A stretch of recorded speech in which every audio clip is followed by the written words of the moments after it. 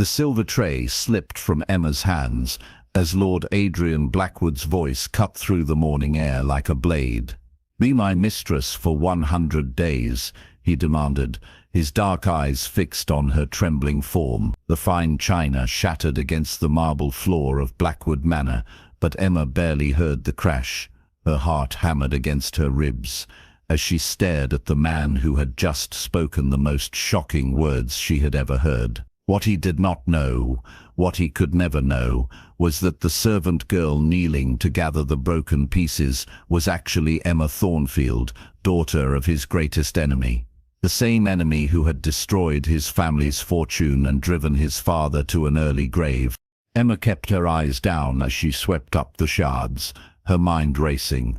For 3 months, she had worked as a maid in this grand estate, hiding her true identity behind a false name and tattered clothes. She had come here with one purpose: to find evidence of the Blackwood family's illegal dealings and destroy them as they had destroyed her father. But now Lord Adrian stood before her, tall and commanding in his black coat, making an offer that would either give her the perfect chance to complete her mission or doom her entirely. "Look at me," Adrian commanded, his voice softer but no less firm. Emma slowly raised her head, meeting his gaze. His face was sharp and handsome, with the kind of cruel beauty that made ladies swoon at balls. But Emma saw something else in his dark eyes, a pain that matched her own. "You will accept my offer," he continued, stepping closer. "I have observed you these past weeks. You are different from the other servants, more refined, more suitable for what I require." Emma's breath caught in her throat. Had he discovered who she really was? Impossible. She had been so careful, so thorough in her disguise. Her once golden hair was now dyed brown and hidden beneath a plain cap. Her fine gowns had been replaced by rough wool dresses. Even her voice had changed, adopting the accent of the lower classes. "My lord," she whispered, forcing her voice to shake as any frightened servant girl's would. "I don't understand what you mean." Adrian moved closer still, and Emma caught the scent of his cologne, expensive and masculine. "You understand perfectly well," he said. "I am offering you a chance to live as a lady for 100 days. Fine clothes, jewels, your own rooms in the East Wing. All you must do is accompany me to social events. Play the role of my companion." The word mistress hung unspoken between them. But Emma heard it clearly. She should refuse. She should run from this place and never look back. But something in his eyes stopped her. This was not the request of a man seeking pleasure. This was the desperate gambit of someone with everything to lose.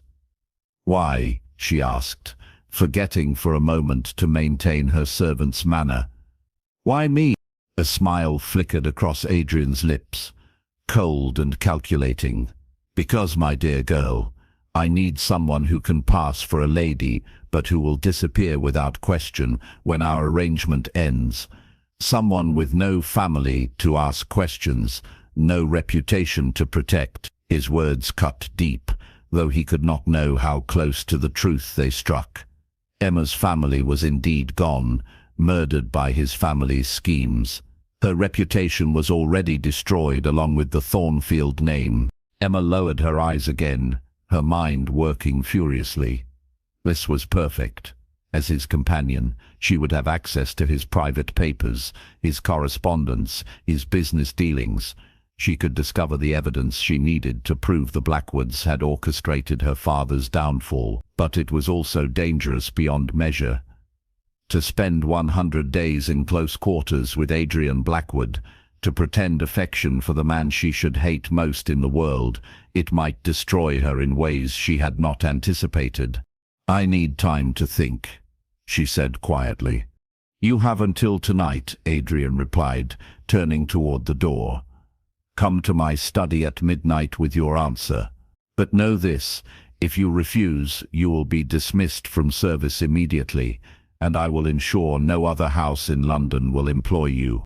The threat was clear, and Emma felt a spark of the old fire that had driven her to seek revenge in the first place. How dare he threaten her? How dare any Blackwood think they could control her fate? But she only nodded meekly and watched him leave, his polished boots clicking against the marble floor. That evening, Emma stood before the mirror in her tiny attic room, staring at her reflection. The brown dye had faded slightly from her hair, revealing hints of gold beneath.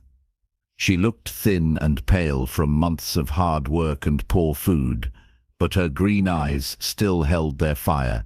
Those eyes had once been the toast of London society, before her world came crashing down. She remembered the night it all began.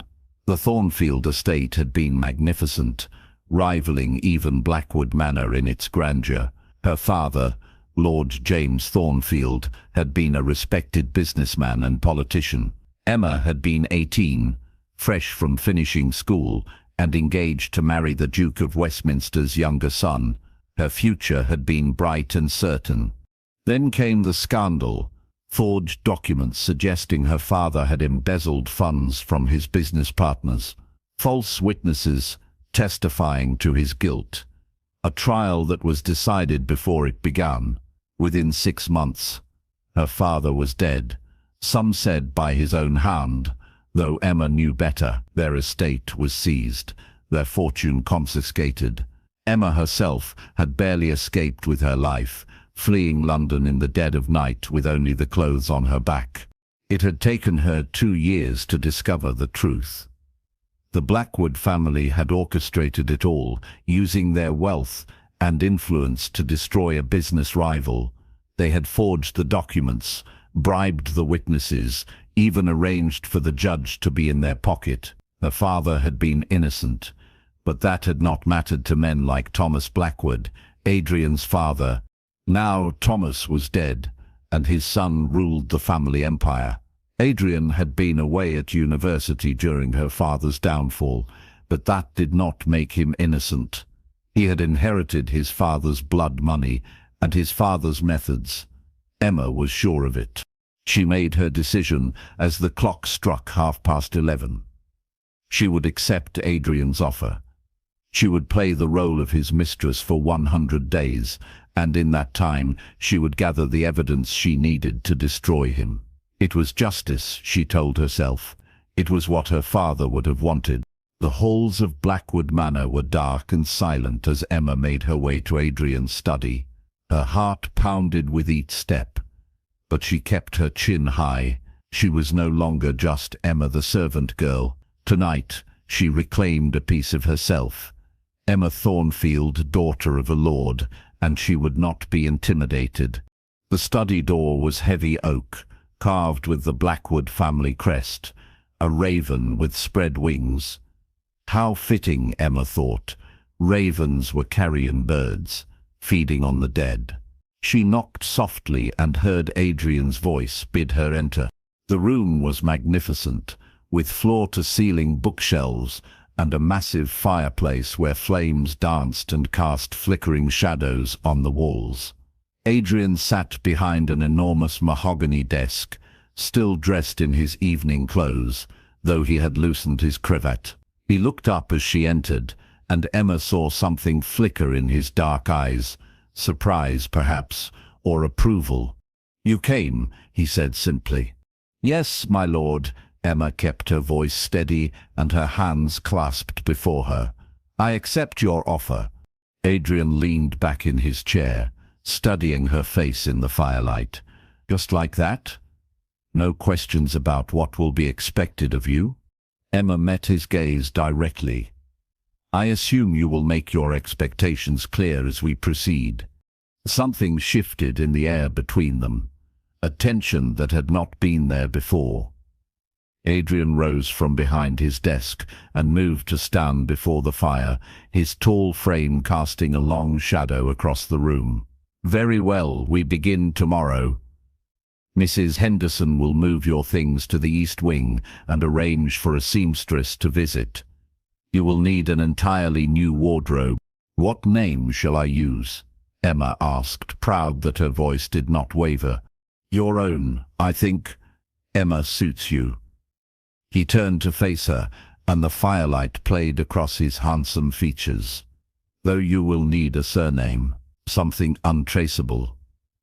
He paused, seeming to consider. Emma Gray. Yes, that will do nicely. Emma nearly gasped aloud. Gray, the color of shadows, of things hidden. If only he knew how appropriate that name truly was. And what story shall we tell about where I came from? You are the orphaned daughter of a country gentleman, raised by relatives who recently died, leaving you alone in the world. I discovered you working as a seamstress, and was enchanted by your beauty and refinement. Adrian's mouth curved in a smile that did not reach his eyes. It's close enough to the truth to be believable. Too close, Emma thought. Far too close. But she only nodded and said, As you wish, my lord. There is one more thing. Adrian moved closer, and Emma fought the urge to step back. During these 100 days, you will not leave the estate without my permission. You will not correspond with anyone from your past. You will, in every way that matters, belong to me. Do you understand? The words sent a chill down Emma's spine, but also something else, something that made her pulse quicken in a way that had nothing to do with fear. She pushed the feeling aside. This was about revenge, nothing more. I understand, she said. Good. Adrian returned to his desk and pulled out a sheet of paper. Sign this agreement, and we will consider the matter settled. Emma approached the desk and read the document quickly. It outlined the terms of their arrangement in cold, legal language. 100 days of companionship in exchange for room, board, clothing and a sum of money that would be more than most servants saw in a lifetime. At the bottom was a line for her signature. She picked up the pen, dipped it in ink, and signed Emma Gray in careful script. Her real name felt heavy in her chest, a secret that grew more dangerous with each passing moment. Excellent. Adrian took the paper and locked it in a drawer. Your new life begins at dawn. Mrs. Henderson will explain your new duties. For now, get some rest. Tomorrow will be eventful. Emma curtsied and turned to leave, but Adrian's voice stopped her at the door. Emma, she looked back at him, silhouetted against the dying fire. You may find the next 100 days more challenging than you expect. Are you certain you're prepared for what lies ahead? There was something in his tone that made Emma's skin prickle with warning, but she lifted her chin and met his gaze steadily. I am prepared for anything, my lord. As she left the study and made her way through the dark corridors, Emma wondered if that was true. She was prepared to deceive him, to steal from him, to destroy his family's legacy, but was she prepared for the way her heart had skipped when he smiled? Was she prepared for the heat that had flowed through her when he stood close enough for her to feel the warmth of his body? She pushed those thoughts away as she climbed the narrow stairs to her attic room. Tomorrow she would begin her new role, and she could not afford to be distracted by unwanted attractions. Adrian Blackwood was her enemy, and she would do well to remember that. But as she lay in her narrow bed, staring up at the cracked ceiling, Emma could not shake the memory of his dark eyes and the way they had seemed to see straight through her carefully constructed disguise. For the first time since arriving at Blackwood Manor, she wondered if she was the hunter or the prey. The next morning brought changes that took Emma's breath away. Mrs. Henderson, the stern housekeeper who had barely acknowledged Emma's existence for 3 months, now curtsied when she entered her attic room. Miss Gray, she said with newfound respect, His Lordship has instructed me to move you to the Rose Room in the East Wing. The seamstresses are already waiting to take your measurements. Emma followed the housekeeper through corridors she had only glimpsed while performing her servant duties. The East Wing was a world apart from the cramped servants' quarters, all silk wallpaper and crystal chandeliers, thick carpets that silenced footsteps and windows that looked out over manicured gardens. The rose room was magnificent. Pink silk draped the walls, and a four-poster bed dominated the center of the space. Fresh roses filled crystal vases, perfuming the air with their sweet scent. Emma had once lived in rooms like this, but after months in the attic, the luxury felt almost overwhelming. 3 seamstresses waited with bolts of fabric and measuring tapes. They worked quickly and efficiently, taking note of every detail of Emma's figure while discussing colors and styles in hushed tones. "His lordship has very specific requirements," the head seamstress explained. "Day dresses, evening gowns, riding habits, walking costumes, everything of the finest quality."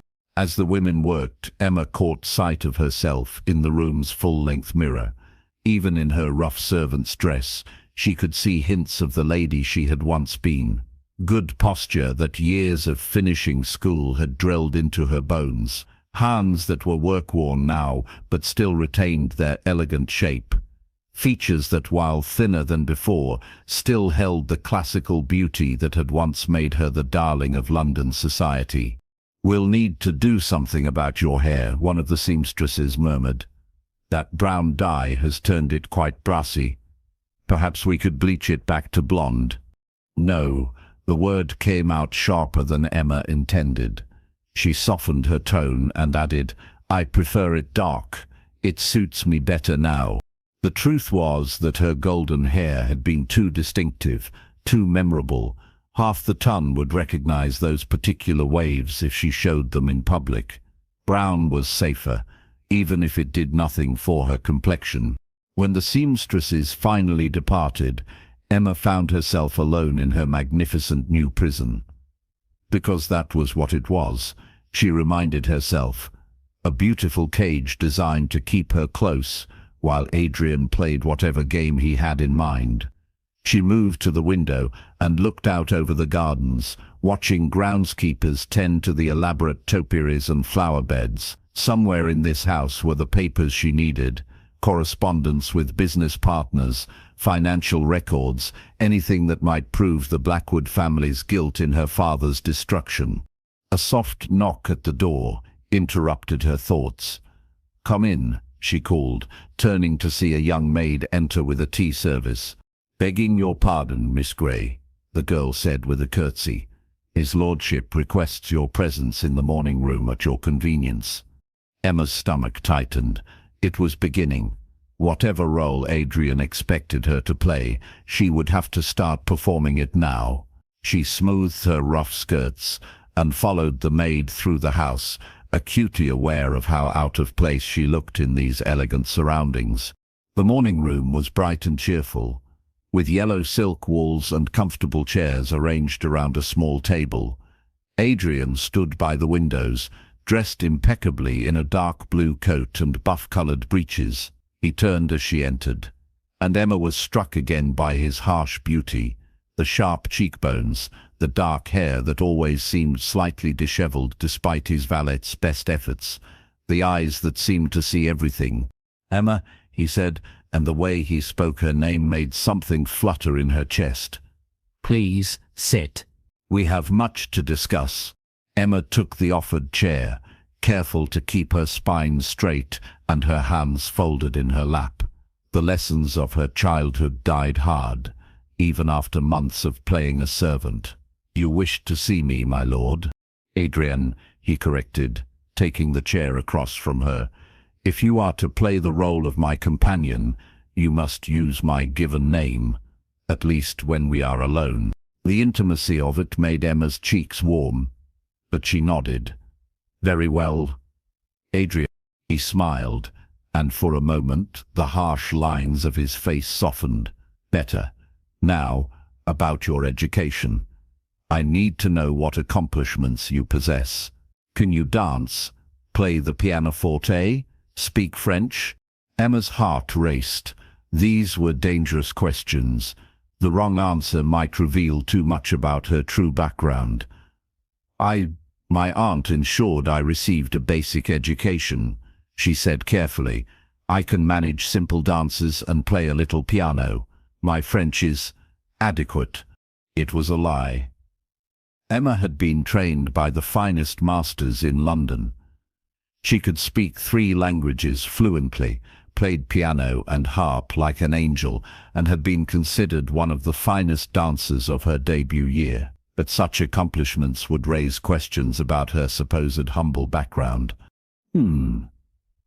Adrian studied her face as if he could read her thoughts. We shall see. This afternoon you will join me for a ride through the estate. Tomorrow evening we attend the Ashworth Ball. It will be your first public appearance as my companion. The weight of that word settled on Emma's shoulders like a lead cloak. At the Ashworth Ball she would be on display for all of London society to judge and gossip about. Worse, there would be people there who had known her in her previous life. The risk of recognition was enormous. Is that wise? She asked. Perhaps it would be better to start with something smaller, more intimate. Adrian's eyes sharpened. Getting cold feet already. I assure you, the Ashworth Ball is quite respectable. Nothing will be expected of you except to look beautiful on my arm and make polite conversation. Of course, Emma said quickly. I only thought, that is, I have no experience with such grand events. I wouldn't want to embarrass you. You won't. Adrian's voice carried absolute certainty. I have excellent instincts about people, Emma. You will do beautifully. If only he knew, Emma thought. She had once been the belle of such balls, courted by half the eligible men in England. But that was before her world collapsed, before she learned what it meant to truly hate someone. Thank you for your confidence in me. Adrian stood and moved to the mantelpiece, where he picked up a small velvet box. Before I forget, he said, returning to her side, you'll need this for tomorrow evening. Emma opened the box and gasped. Inside lay a necklace of diamonds and sapphires, the stones so perfectly cut they seemed to capture and hold the morning light. It was worth a fortune, enough to buy a small estate or keep a family in luxury for years. I can't accept this, she whispered. Of course you can. It's part of our arrangement. Adrian lifted the necklace from its box, the gems catching fire as they moved. May I? Emma's breath caught as he moved behind her chair. She felt his fingers brush against her neck as he fastened the clasp, his touch sending unexpected shivers down her spine. The necklace settled against her throat, cold and heavy and beautiful. In the mirror across the room, she could see how the sapphires brought out the color of her eyes and made her skin glow like ivory. Perfect, Adrian murmured, still standing behind her. His breath stirred the hair at the nape of her neck, and Emma had to fight the urge to lean into him. The sapphires match your eyes exactly. I thought they might. Emma's hand flew to the necklace, her fingers tracing the intricate settings. No man had ever given her jewelry before, not even her former fiancé, who had fled the moment scandal touched the Thornfield name. The gesture felt intimate in a way that made her chest tight with conflicting emotions. Thank you, she managed. It's beautiful, as are you. Adrian moved away, and Emma immediately felt the loss of his warmth. Now, about this afternoon's ride, do you have experience with horses? Another dangerous question. Emma had been an accomplished horsewoman, winner of several local competitions, but a servant girl would have limited experience with fine horses. Some, she said. I can manage a gentle mare. We'll see about that. Meet me at the stables at 2 o'clock. Wear something suitable for riding. Mrs. Henderson has arranged for a habit to be delivered to your room. As Adrian moved toward the door, Emma found herself studying his profile. There was something about the way he carried himself that spoke of confidence and power, but also of loneliness. She had expected him to be like his father, cruel and calculating, interested only in money and influence. But there were depths to Adrian Blackwood that she had not anticipated, shadows that called to the broken places in her own heart. "Stop it," she commanded herself. "He is your enemy. Remember what his family did to yours.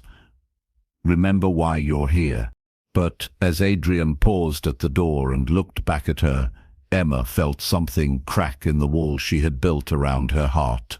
The expression in his dark eyes was not that of a man using a woman for his pleasure. It was the look of someone desperate and alone, grasping for something that might save him from drowning.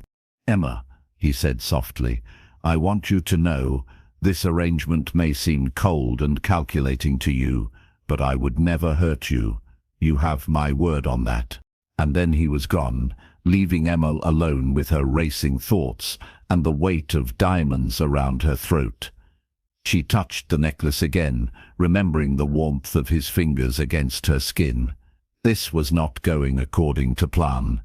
She was supposed to hate him, to use him as he was using her, but the man who had just given her a fortune in jewels and promised not to hurt her did not match the monster she had created in her mind. Perhaps Adrian Blackwood was not his father's son after all. Perhaps he was as much a victim of the past as she was. The thought terrified her more than anything else that had happened since she entered Blackwood Manor. Because if Adrian was not the villain she needed him to be, then what did that make her? Emma spent the early afternoon pacing her beautiful room, trying to sort through her tangled emotions. The riding habit that arrived was exquisite, deep green velvet with gold braiding, cut in the latest fashion.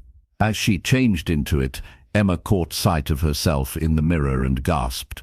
The rich color brought out the gold flecks in her eyes and made her skin glow. She looked like a lady again, like the person she had been before her world fell apart. The stables at Blackwood Manor were as magnificent as everything else on the estate.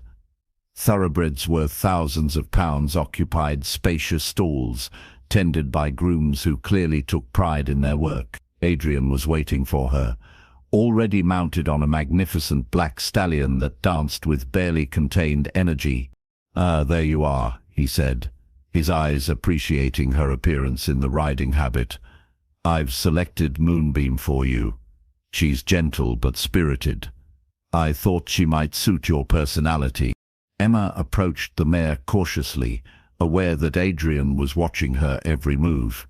Moonbeam was beautiful, a silver-grey thoroughbred with intelligent eyes and perfect conformation. But she was no gentle lady's horse. This was a mount for an experienced rider, one who could handle power and speed. Why had Adrian chosen such a challenging horse for someone he believed to be inexperienced? The groom stepped forward to help Emma mount, but she waved him away. "I can manage, thank you." She placed her foot in the stirrup and swung gracefully into the side saddle, her body automatically adjusting to the familiar position. Moonbeam shifted beneath her, testing this new rider, and Emma's hands moved instinctively on the reins to calm her. Adrian's eyebrows rose slightly, but he said nothing. Instead, he urged his stallion forward, and Emma followed, as they left the stable yard and headed toward the open countryside beyond the formal gardens. They rode in comfortable silence at first, following a path that wound through ancient oak trees and across rolling meadows. Emma had forgotten how much she loved this, the feel of a powerful horse beneath her, the wind in her face, the sense of freedom that came from speed and open spaces. Without thinking, she urged Moonbeam into a canter, then a gallop, her body moving in perfect harmony with the mare's rhythm.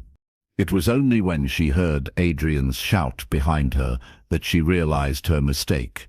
She had ridden like the accomplished horsewoman she was, not the uncertain servant girl she was supposed to be. She pulled Moonbeam to a halt and turned to see Adrian thundering toward her on his stallion, his face dark with an emotion she couldn't identify. "Where did you learn to ride like that?" he demanded, pulling up beside her. His dark eyes searched her face with an intensity that made her squirm in the saddle. Emma's mind raced for an acceptable explanation. My uncle kept a few horses.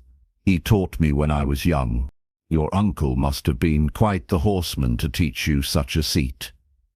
You ride like you were born to it. Adrian's voice was thoughtful, speculative. In fact, you remind me of someone. There was a girl a few years ago at the local hunt meets. Golden hair, rode like a centaur. Lady Emma something, Thornfield, I think. Emma's blood turned to ice in her veins. He remembered her. Of course he did. She had won 3 of the local point-to-point races, much to the chagrin of the male riders. But that was before the scandal, before her hair was brown and her face thinner from months of poor food and hard work. I wouldn't know anything about that, she managed. Adrian continued to study her, and Emma felt exposed under his gaze. No, I suppose you wouldn't. Different circles entirely. He paused, then seemed to shake off whatever thought had captured him. Shall we continue? There's a lovely view from the top of that hill. They rode on, but Emma felt the weight of his attention like a physical thing. How long before he put the pieces together? How long before her carefully constructed disguise crumbled under his perceptive gaze? She had to be more careful, had to remember that she was supposed to be Emma Gray, not Emma Thornfield. The view from the hilltop was indeed spectacular. The entire Blackwood estate spread below them. The manor house with its elegant lines and manicured gardens, the tenant farms with their neat hedgerows and grazing sheep, the village in the distance with its church spire reaching toward the cloudy sky. It was beautiful and prosperous, a testament to generations of wealth and careful management. It's magnificent, Emma said, and meant it despite herself. Yes, it is. Adrian's voice carried a note of sadness that surprised her. My father loved this place. He would have done anything to protect it, to ensure it passed intact to the next generation. Emma's hands tightened on the reins. Here was an opening, a chance to learn more about the man who had destroyed her family. He sounds like he was devoted to his legacy, perhaps too devoted. Adrian's expression grew distant. He made choices, difficult choices, to preserve what our family had built. I'm not sure I agreed with all of them, but I understand why he felt he had no alternative. The admission hung in the air between them, heavy with implication. Emma's heart began to pound. Was Adrian expressing regret for his father's actions? Did he know what Thomas Blackwood had done to the Thornfield family? What sort of choices? She asked carefully. Adrian looked at her sharply, and Emma realized she had pushed too hard. A servant girl would not probe so deeply into her employer's family history. Nothing that need concern you, he said, his tone cooling. We should return. You'll want time to prepare for tomorrow evening. They rode back to the manor in silence, but Emma's mind was churning. Adrian's words suggested he knew about his father's sins, possibly even regretted them, but that changed nothing. Thomas Blackwood might be dead, but the Blackwood fortune remained, built on the ruins of her father's reputation and life. Adrian might not be personally responsible for what had happened, but he was certainly benefiting from it. That evening, as Emma prepared for bed in her luxurious new room, she tried to focus on her mission. Tomorrow night at the Ashworth ball, she would begin her real work. While Adrian showed her off to society, she would be watching and listening, gathering information about his business dealings and social connections. She would smile and charm and play the perfect mistress while plotting his downfall.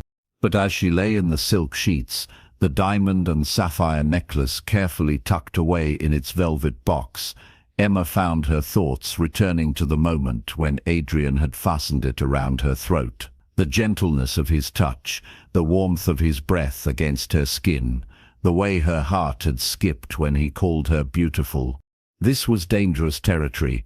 She could not afford to develop feelings for her enemy, no matter how complex and appealing he might prove to be.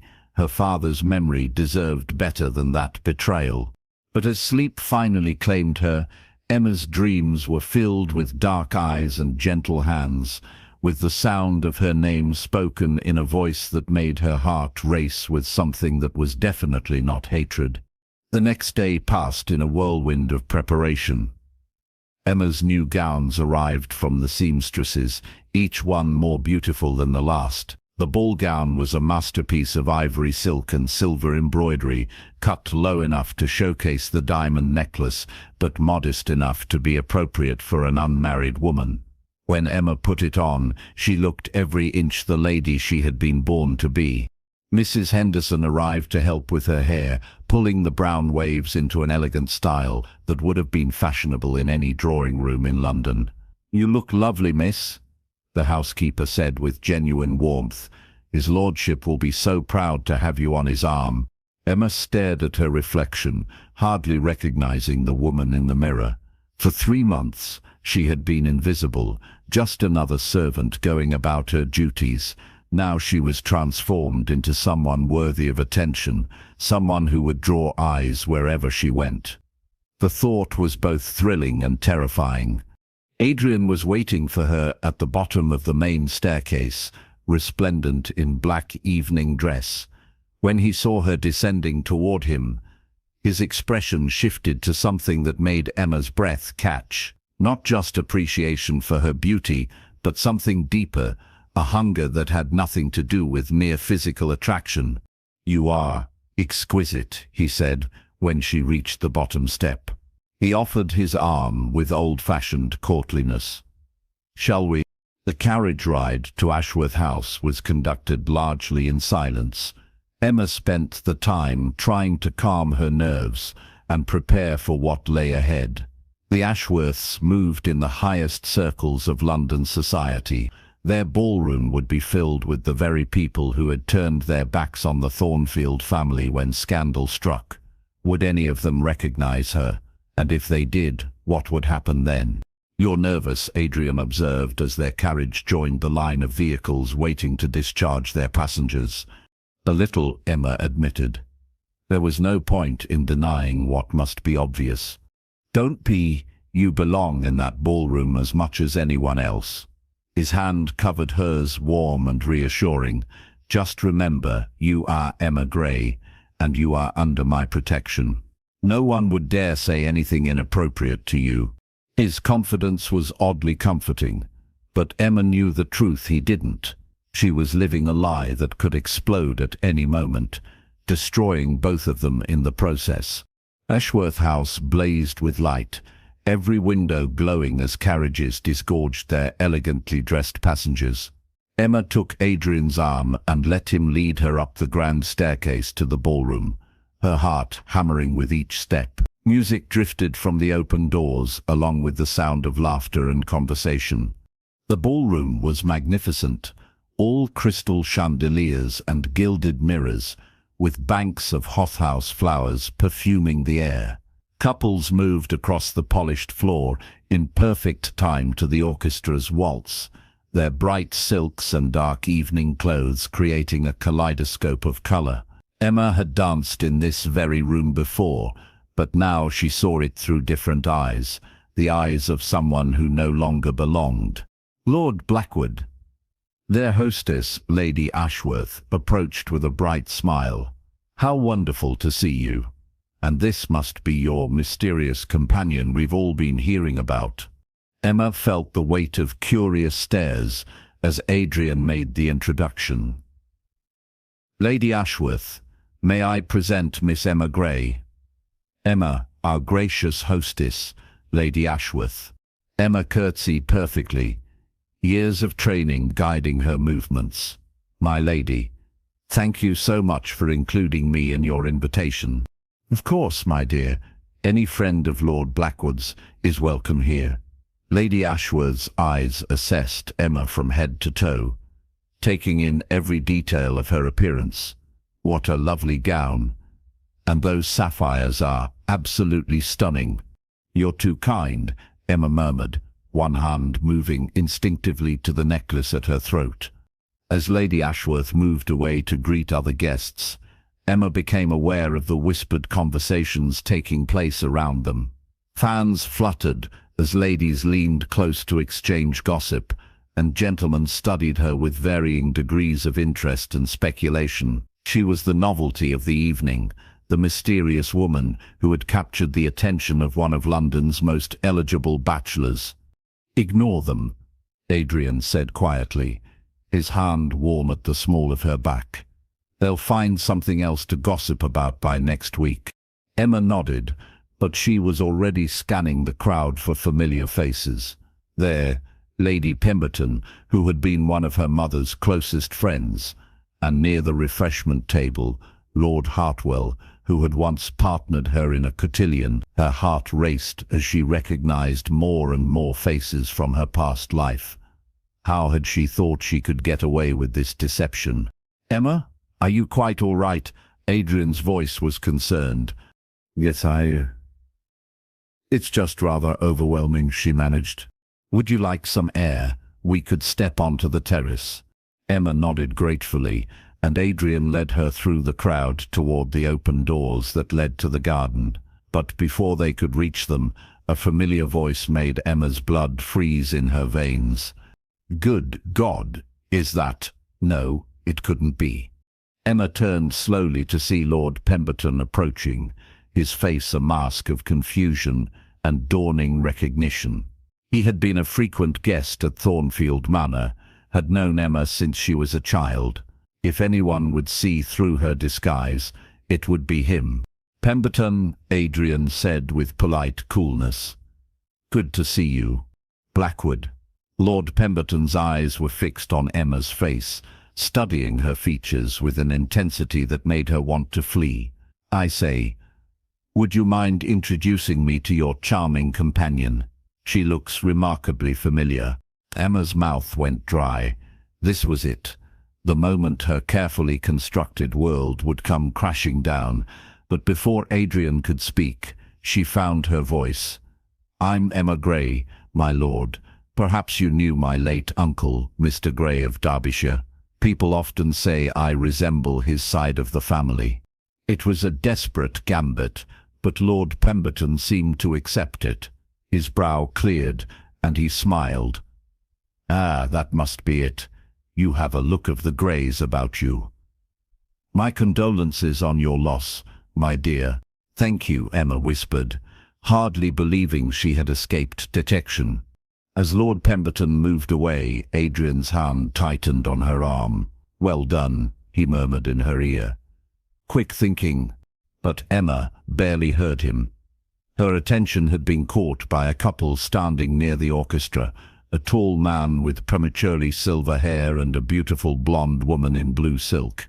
Her heart stopped as she recognized them. The Duke of Westminster and his son, Lord Charles Whitmore, her former fiancé.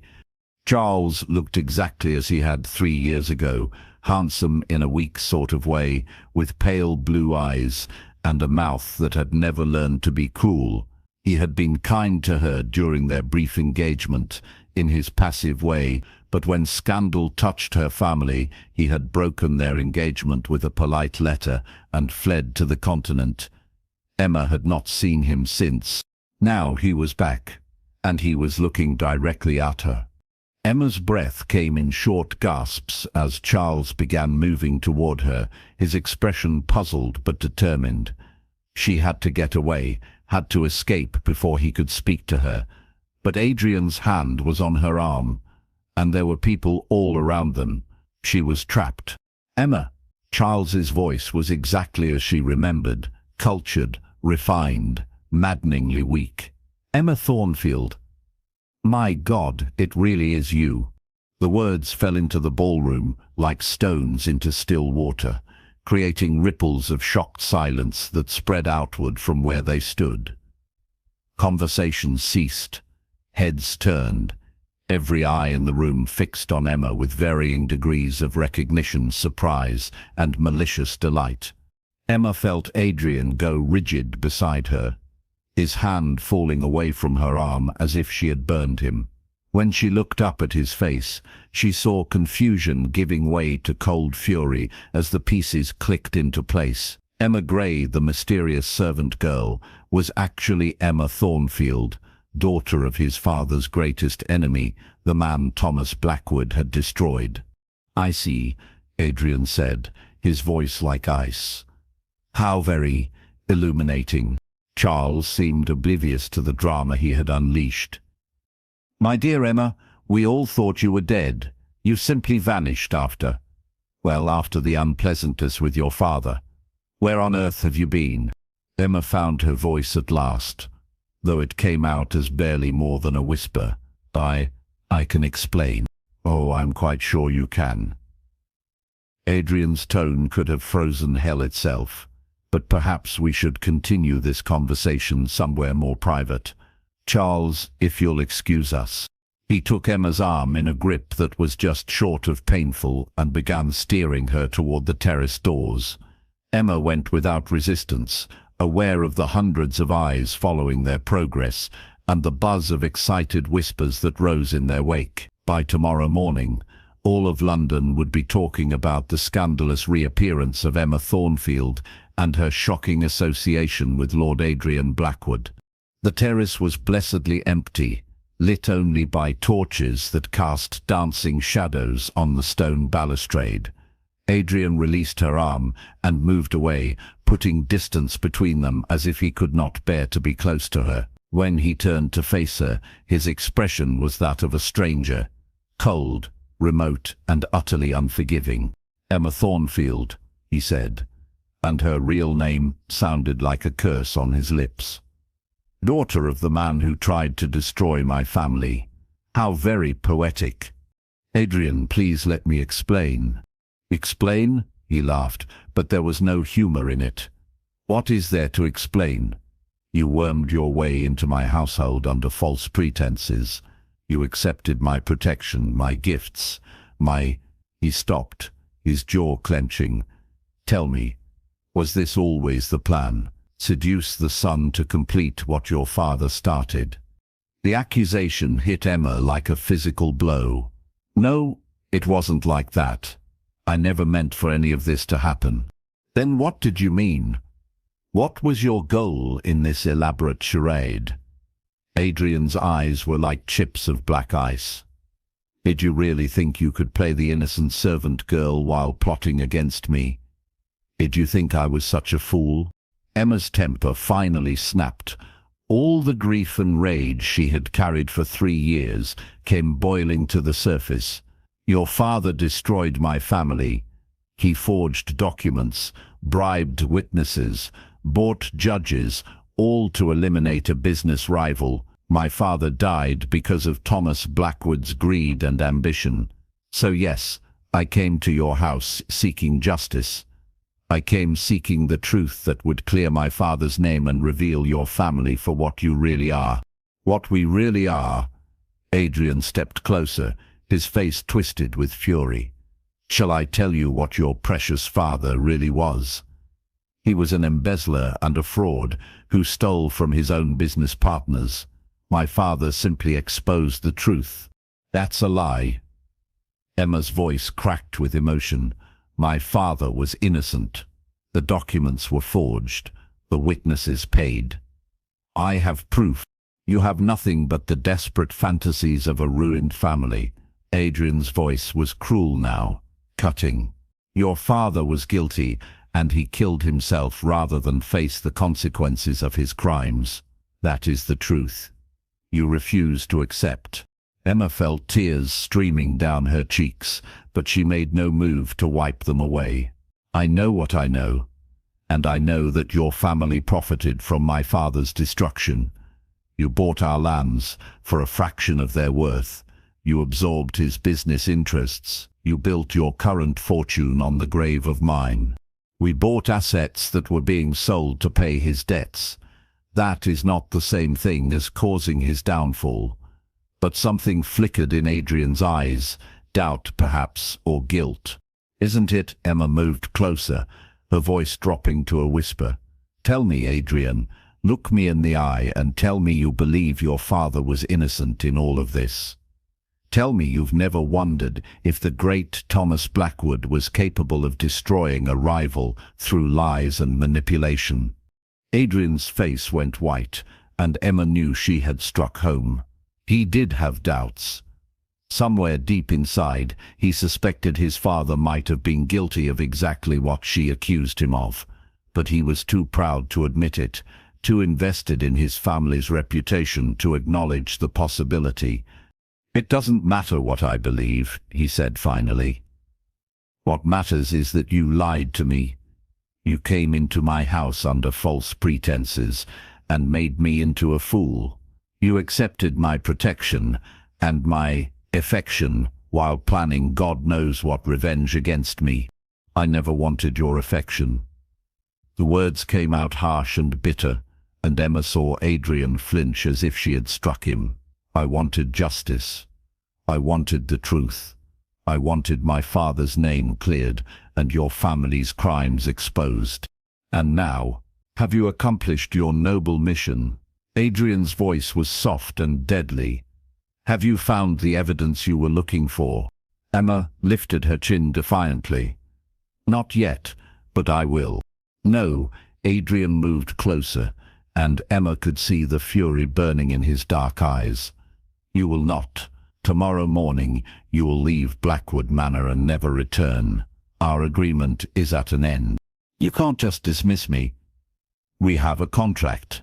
A contract signed under false pretenses by a woman using a false name.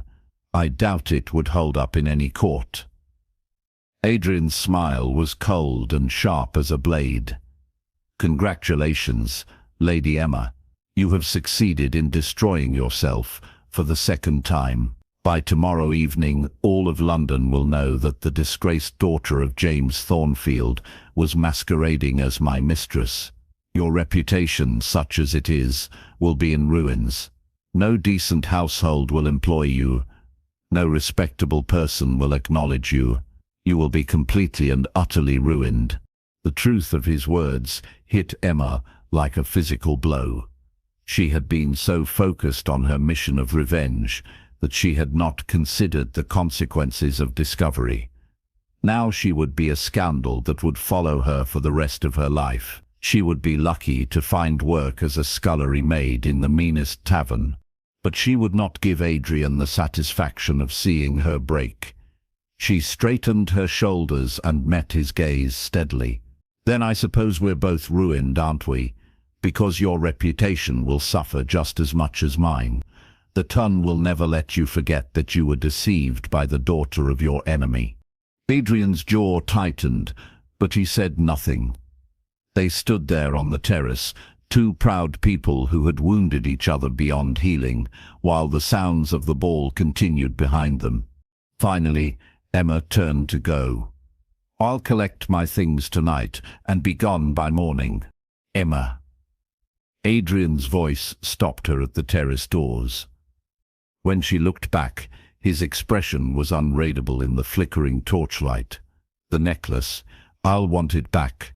Emma's hand went to her throat, where the diamonds and sapphires lay cold against her skin.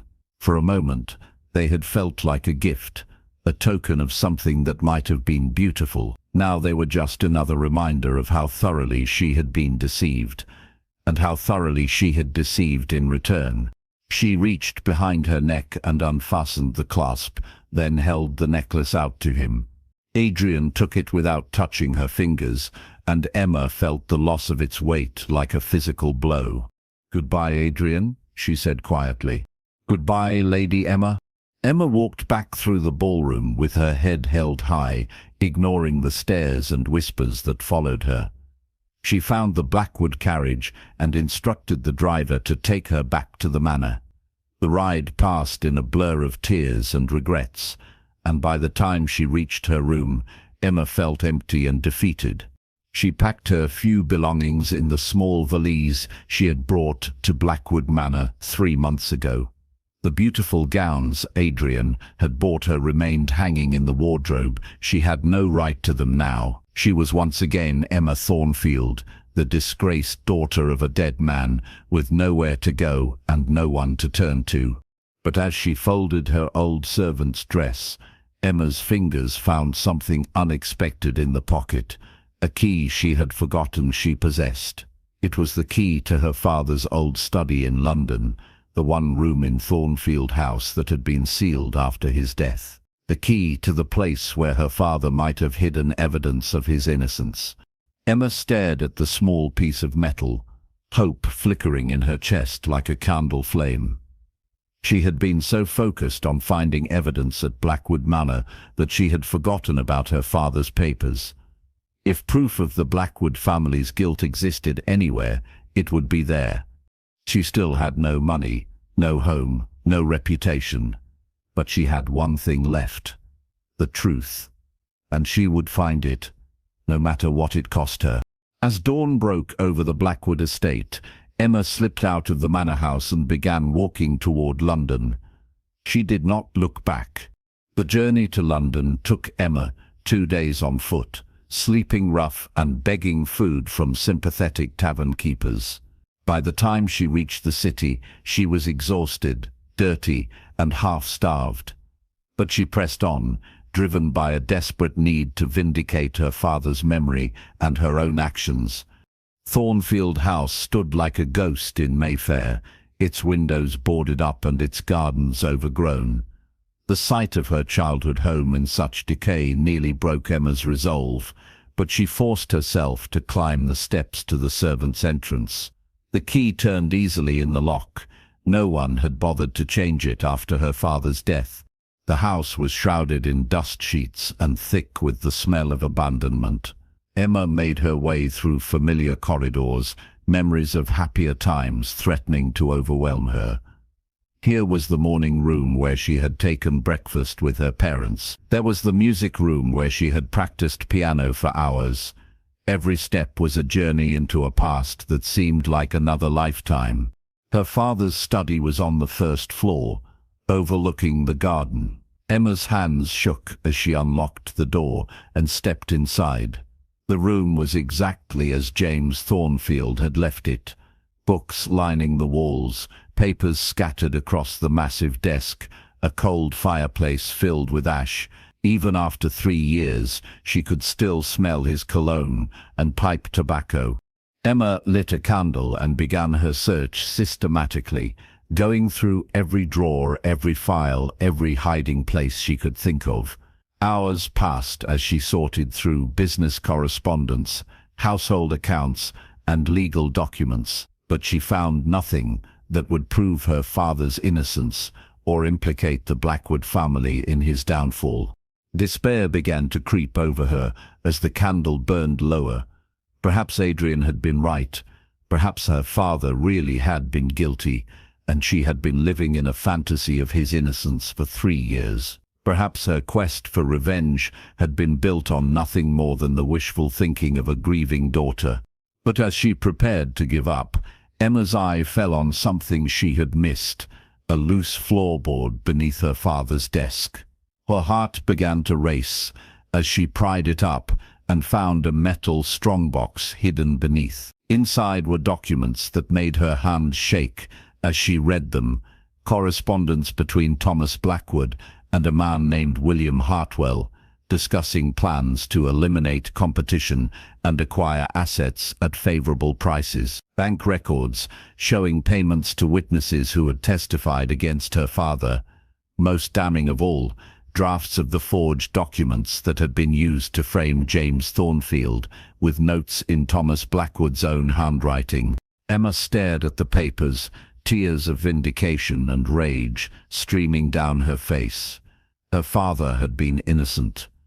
The Blackwood family had indeed orchestrated his destruction, just as she had always believed. Thomas Blackwood had been a monster who had destroyed a good man to increase his own wealth and power.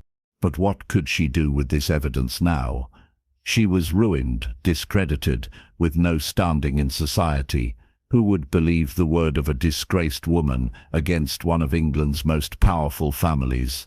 The documents were 3 years old, and most of the principals were dead. Thomas Blackwood was in his grave, and the witnesses had likely been paid to disappear or had died of natural causes.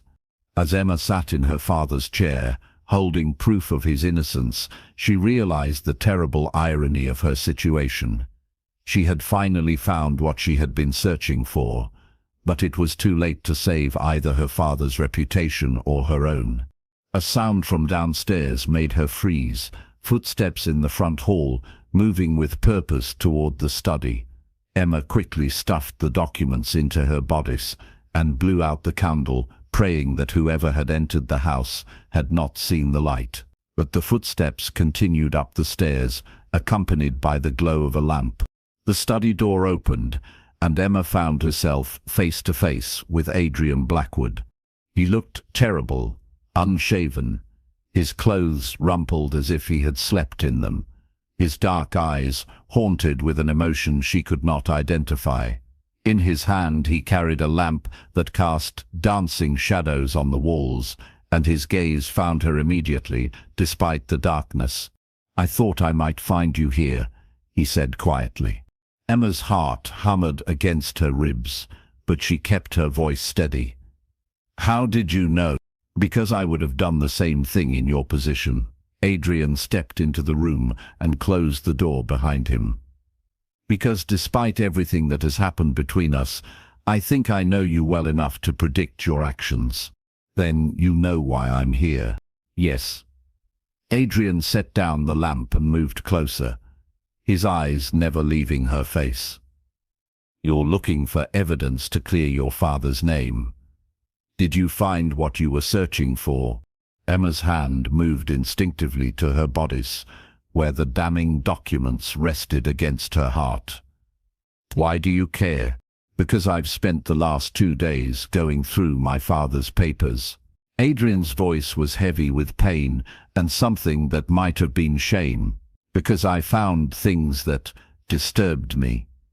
Things that suggested your accusations might not have been as groundless as I believed." Emma's breath caught. "What kind of things?" Adrian was quiet for a long moment, his gaze fixed on the cold fireplace. When he spoke, his voice was barely above a whisper. Correspondence with unsavory characters, payments that could not be explained, references to eliminating competition and acquiring assets. Nothing definitive, but enough to raise questions about my father's methods. "So you believe me now?" "I believe that my father was capable of the things you accused him of." Adrian looked at her directly, and Emma saw the pain in his dark eyes. "I believe that he may have destroyed your family to advance his own interests, and I believe that I owe you an apology for the things I said at the ball." Emma stared at him, hardly daring to hope. "What are you saying?" "I'm saying that I was wrong. About your father, about your motivations, about many things." Adrian moved closer, close enough that Emma could see the exhaustion etched in the lines of his face. "I'm saying that if you have found evidence of my father's guilt, I will not stand in your way when you present it to the world." Emma's hand tightened on the documents hidden against her breast. "Even if it destroys your family's reputation." "My family's reputation was built on lies and other people's suffering. Perhaps it deserves to be destroyed." Adrian's voice was bitter with self-recrimination.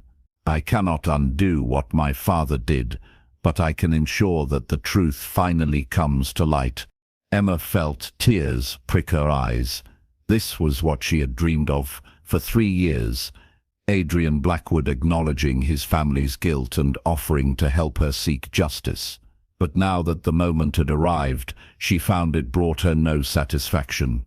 Looking at Adrian's haggard face, she saw not her enemy but a man who had just learned that everything he believed about his father was a lie. "I did find evidence," she said quietly. "Documents that prove your father orchestrated my father's downfall. Correspondence, bank records, even drafts of the forged papers used against him."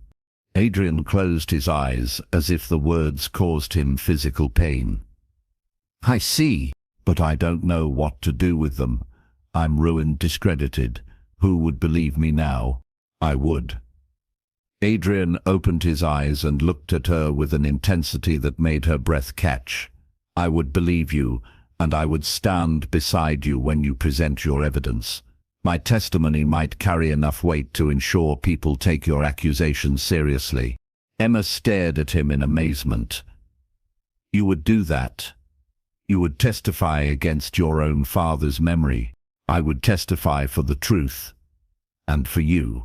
Adrian stepped closer, close enough that Emma could feel the warmth radiating from his body. "Emma, I know I have no right to ask this after the things I said. But can you forgive me? Can you forgive a fool who was too proud to see what was right in front of him?" Emma's heart clenched at the pain in his voice. "Adrian, I know you hate me. I know you have every reason to hate me. But I need you to know that what happened between us, what I felt for you, was real. It had nothing to do with your false identity or my family's history with yours. I fell in love with Emma Gray, the servant girl with sad eyes and hidden strength.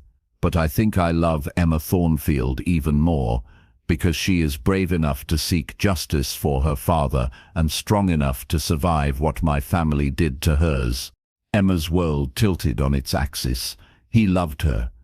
Despite everything that had happened, despite the lies and the revelations and the bitter words exchanged on the terrace, Adrian Blackwood loved her.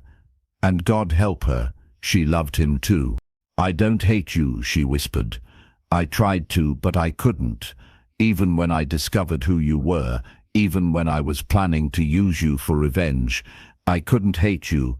You're not your father, Adrian. You're a good man who was raised to believe lies about the past." Adrian reached out tentatively and touched her face, his fingers gentle against her skin. "Then there might be hope for us, after all the damage that has been done." Emma leaned into his touch, her eyes fluttering closed. "I don't know. There's so much history between our families, so much pain and guilt and recrimination. How do we move past all of that?" "Together," Adrian said simply. "We face the truth together, and we let it set us both free." Emma opened her eyes and looked at him. Really looked at him. She saw not the enemy she had imagined for 3 years, but a man who had been as much a victim of his father's crimes as she had been. A man who was willing to sacrifice his family's reputation for justice and love. "The documents," she said, pulling them from her bodice. "Here is your father's guilt in his own handwriting. What do we do with them?" Adrian took the papers and read them by lamplight, his face growing paler with each page. When he finished, he looked up at Emma with eyes that held a mixture of grief and determination. "We take them to the authorities. We expose the truth, no matter what it costs us. Your father deserves vindication, and the people my father hurt deserve justice." "It will destroy you," Emma said quietly. "Your business, your social standing, everything you've built. Then, so be it. I would rather be ruined by the truth than live a lie built on other people's suffering." Adrian's voice was firm, resolute. "Besides, I won't be facing it alone, will I? You'll be with me." Emma looked into his dark eyes and saw her future there, not the future she had planned, filled with revenge and hatred, but a different one built on love and redemption. It would not be easy. They would face scandal and social ostracism, financial ruin and public disgrace, but they would face it together, and that made all the difference. "Yes," she said, "I'll be with you." Adrian smiled then, the first genuine smile she had seen from him since the night of the ball. He leaned down and kissed her softly, gently, as if she were made of spun glass. Emma kissed him back, pouring all her love and forgiveness into the touch of her lips against his. When they broke apart, Adrian rested his forehead against hers. "I love you, Emma Thornfield. Not Emma Gray, not my father's enemy's daughter, but you. The woman who is brave enough to seek justice and generous enough to offer forgiveness. Will you marry me?" Emma's heart soared even as her practical mind raised objections. Adrian, we'll be outcasts. No one in society will receive us. We'll have nothing but scandal and shame. We'll have each other. We'll have the truth. We'll have a chance to build something clean and honest from the ashes of our father's sins. Adrian's eyes were bright with hope and determination. That's more than most people have. Say yes, Emma. Say you'll be my wife and my partner in whatever comes next. Emma thought of the long road ahead, the trials and investigations, the social ostracism, the financial difficulties, but she also thought of Adrian's gentle hands and kind heart, of the love that had grown between them despite every obstacle. She thought of her father, who had always taught her that truth and love were worth any sacrifice. Yes, she whispered. Yes, I'll marry you. Adrian swept her into his arms and spun her around the dusty study, both of them laughing with relief and joy. When he set her down, he kissed her again, deeper this time, with all the passion they had both been holding back. We should go, Emma said when they broke apart, breathless. We have evidence to present and a future to build. In a moment, Adrian pulled her close again, holding her tight against his chest. Let me just hold you for a moment longer. Let me remember this feeling of hope. Emma melted into his embrace, feeling truly safe for the first time in 3 years. They stood there in her father's study, surrounded by the ghosts of the past, but looking toward a future filled with possibility. They had found each other across a chasm of hatred and lies, and somehow that made their love stronger than anything that had come before. Outside, London was waking to a new day. Soon they would have to face the world with their revelations and their love, ready to weather whatever storms came their way. But for now they had this moment, 2 hearts beating as one, 2 souls united in purpose, 2 lives joined together in love that was stronger than the sins of their fathers. The 100 days Adrian had demanded were not yet over, but their true relationship was just beginning. And Emma knew, with a certainty deeper than fear or doubt, that it would last far longer than any contract could dictate. It would last a lifetime. 3 months later, Emma stood in the small chapel where she and Adrian had just spoken their vows. The congregation was tiny, only a handful of friends who had stood by them through the scandal that had rocked London society. The evidence they had presented had indeed destroyed the Blackwood family's reputation and forced Adrian to sell most of his properties to make restitution to his father's victims. But they had faced it all together, and their love had only grown stronger through the trials. Emma wore a simple white dress instead of the elaborate gown she might have had in her first life. Her ring was a plain gold band, rather than the expensive diamonds a Blackwood bride would have traditionally received. But when Adrian took her hand and promised to love her through poverty and disgrace as much as wealth and honor, Emma knew she had everything she could ever want. As they left the chapel together, husband and wife, Emma thought of the servant girl who had entered Blackwood Manor 6 months ago with hatred in her heart and revenge on her mind. That girl was gone forever, replaced by a woman who had learned that love was stronger than hate and truth more valuable than any fortune. Their new life would not be easy. They faced years of hard work and careful living, slowly rebuilding their reputations and their finances, but they would do it together, as equals and partners in every sense of the word. They had chosen love over pride, truth over comfort, and each other over everything else the world might offer. It was, Emma thought as Adrian helped her into their modest carriage, the best choice she had ever made. The 100 days that had begun with a demand and a lie had ended with a promise and the purest truth of all, that love, real love, was worth any sacrifice. As their carriage rolled away from the chapel toward their uncertain but hopeful future, Emma smiled and leaned her head against her husband's shoulder. They had traveled a long and difficult road to reach this moment. but it had led them exactly where they belonged, to each other, and to the kind of love that could survive anything the world might throw at them. The son of her enemy had become her savior, and she had become his. Together, they would write a new story, not of revenge and hatred, but of redemption and love that conquered all.